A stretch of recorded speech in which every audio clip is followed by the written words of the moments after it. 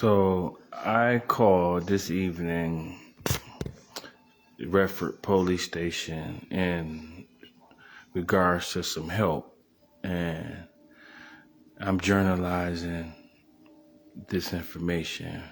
Basically, when I called the Redford Police Station, I was treated disrespectful and very rude and obnoxious. The officers were very unprofessional with the way that they were supposed to be taking a professional issue, because this is business.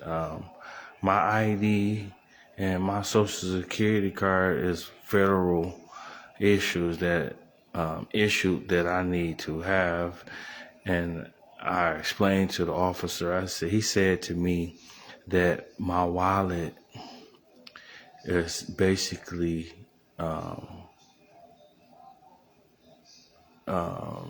my wife's because we married. I said that my wife stole my wallet. He said that it's not against the law for your wife to take your wallet because you married, and which I have my personal things like my ID and my social security, and which I discussed with him. He still wanted to be rude and obnoxious and trying to rule the conversation, which I called for help to make a complaint, in which he wouldn't allow me to make the complaint because he kept trying to talk over me.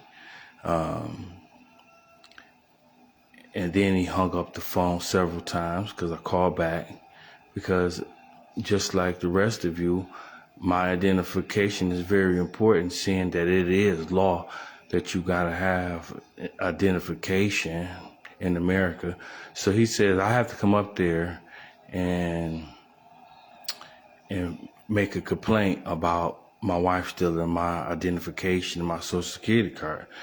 And quickly to my thought process came and said, well, if I don't have identification and I'm walking up to the police station and someone asks me for my identification, I don't have it, then by law they have a right to apprehend me until they find out who I am, which through the embarrassing harassment of Redford, I hate to say it, but this is the game and where they playing with me.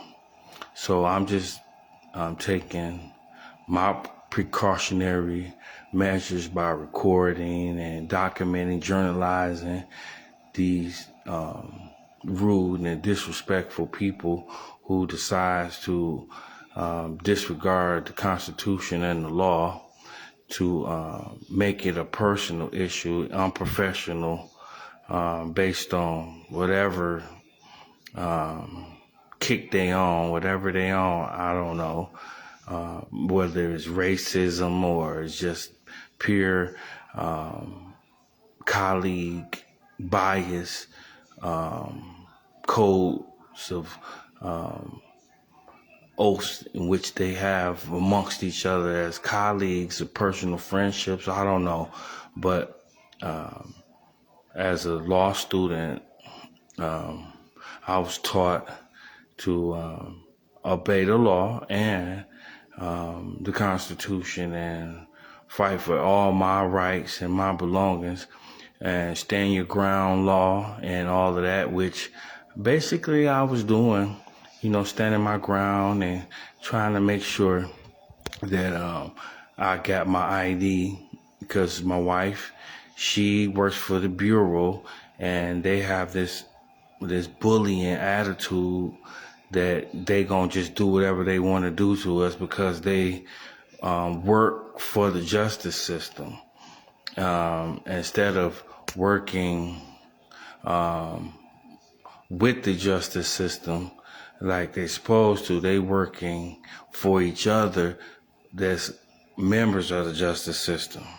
which civilians, they have totally disregarded our civil rights and civil beings to put themselves above the law, to isolate themselves from us as humans, to separate themselves, which allow them to discriminate against us because they feel as if they're not us anymore. They're not regular human beings because of the titles that they have and the oaths that they made amongst each other, which present circumstances like today. I called up to Redford Michigan Police Department to make a complaint about one of their colleagues, which is my wife, in which they said that I have no legal right to make a complaint about her stealing my personal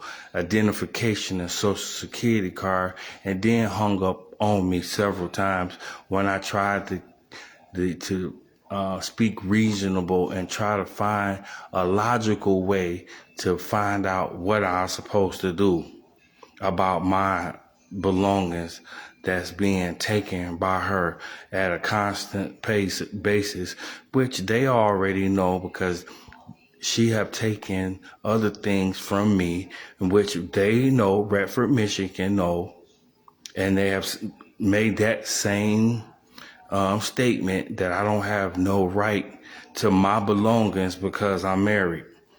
And this is the second time an officer from Redford, Michigan have said that to me,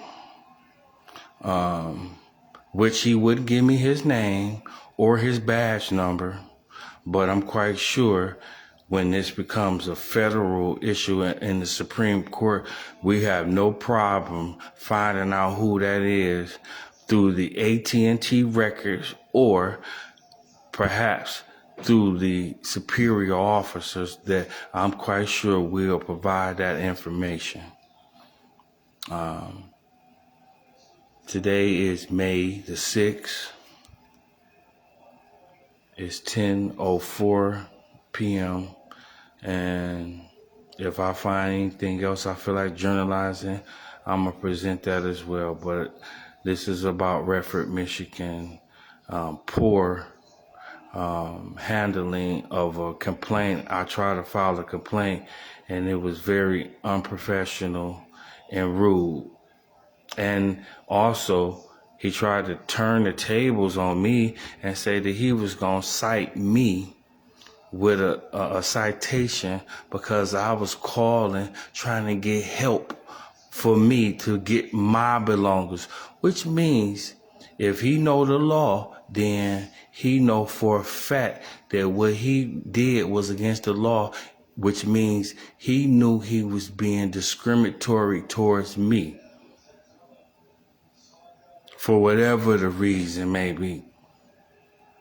He decided that he was going to be discriminatory towards me because if anybody else would have called, he would have gave them the professional courtesy of trying to help them as a peace officer, which that's what he employed as. And his colleague who took the phone when I kept asking to speak to someone else, and he wouldn't allow it. But by me calling the third time, someone else answered the phone. Third or fourth time.